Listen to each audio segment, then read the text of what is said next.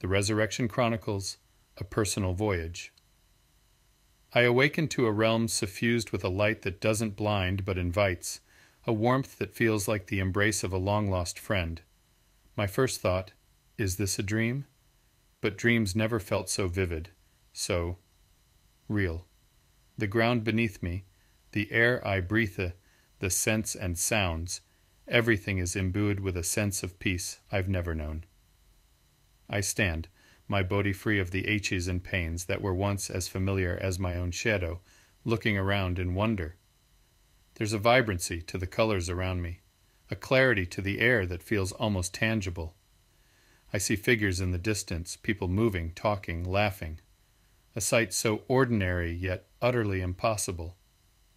My heart quickens as recognition dawns, ancestors spoken of in family tales, heroes of faith from my Sunday school lessons, faces I've only known from worn photographs and the hazy memories of youth.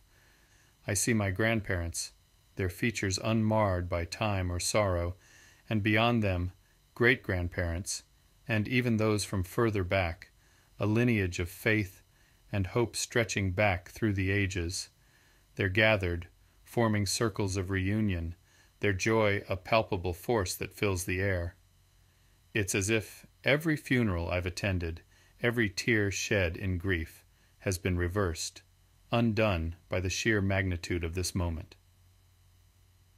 As I move among them, listening to their stories, a profound sense of belonging envelops me. They speak of their lives, the trials and triumphs, the mundane and the miraculous, all woven into the tapestry of this awakening. And I realize this isn't just my story. It's ours, a shared narrative of humanity bound by the common thread of hope and endurance. I understand now. This is no dream. This is the fulfillment of every promise, every prophecy handed down through generations.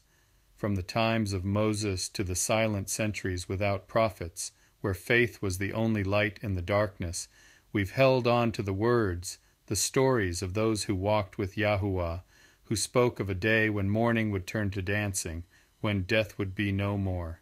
The realization hits me with the force of revelation.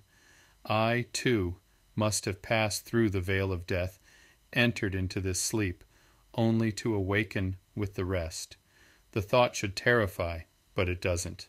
Not here. Not in this place where death is but a memory, where the past, with all its pain and loss, is overshadowed by the joy of reunion and the promise of eternity. As I wander, I see others like me, their expressions a mix of wonder and disbelief, gradually giving way to acceptance and overwhelming joy. We share our stories, our journeys of faith through the wilderness of doubt and fear, how we clung to the hope of this moment, sometimes by the barest thread. And in this gathering, this grand assembly of souls, I find a peace that surpasses understanding. The questions that once haunted me, the whys and what-ifs, fade in the light of this truth. We are home. This is the great awakening, the day when all things are made new, when the sad and bad are remembered no more, and only the good, the true, the beautiful remain.